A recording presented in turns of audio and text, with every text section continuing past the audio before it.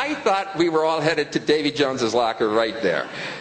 And then they have this kind of screwy rule in sailboat racing where if you hit the buoy, you can go back and surround it 3 times. If you get around it 3 times without hitting it again, you can keep it going in a race. So now we have to sail back to the buoy with 40 boats coming at us that are none too pleased with us. There's a little bit of screaming, none going on our boat, of course. And we somehow make it through this fleet. We get around the mark 3 times, and now we're going to the second mark. And I feel like the biggest heel in the history of the world. I mean, there is no way, sorry, pal, but there was no way that I could blame this on anybody but myself. So I feel so terrible. And Big Teddy is up on the windward rail, and he's getting soaked, and it's not very pleasant right then. And, you know, he turned around to me, and he said, "Hey, Joe, if last night before we were going to bed, I told you we were going to round the first mark in 7th or 8th place, how would you have felt?" And I went, "Oh, I guess I would have felt pretty good." And he said, "Let's go win this race." And over the course of the next 3 hours, one after another, we picked off those boats and we won the race. Now, I don't tell you that because I think winning that particular race was important, although I think Teddy would tell you it was important, because Teddy liked to win.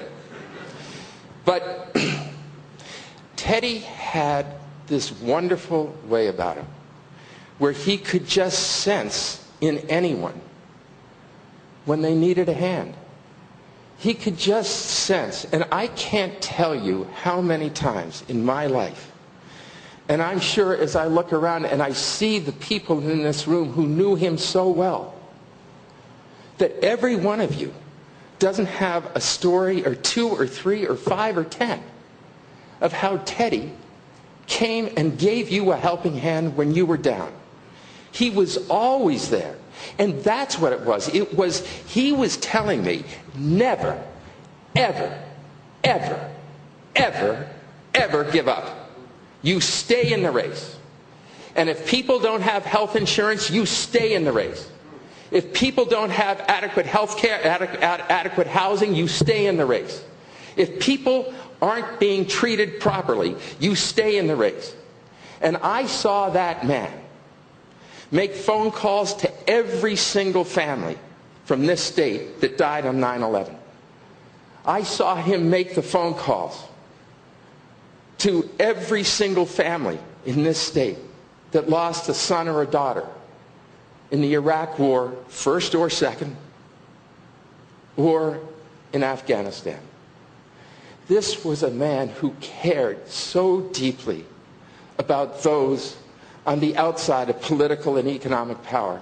People who struggle each and every day to just get by. He lived his whole life fighting for those people.